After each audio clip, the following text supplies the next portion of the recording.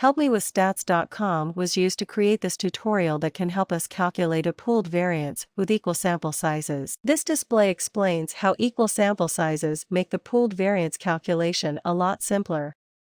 Here's the formula for the pooled variance. This formula works for all sample sizes for each of the two groups. If the sample sizes are equal, then the degrees of freedom are also equal because the degrees of freedom are equal to the sample size minus 1. In other words, df1 equals df2. Because the degrees of freedom are equal, we can substitute df1 for df2 everywhere it appears in the equation.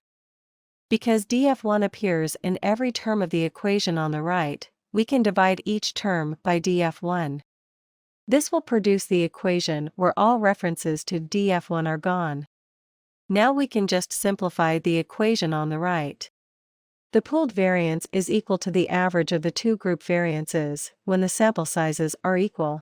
For more help with statistics, helpmewithstats.com is a free website that has more than 70 tutorials, as videos or as self-paced slideshows. You can also learn how to conduct more than 60 statistical analyses by watching videos that show complete solutions, or by working through an unlimited number of examples using the step-by-step problem solvers.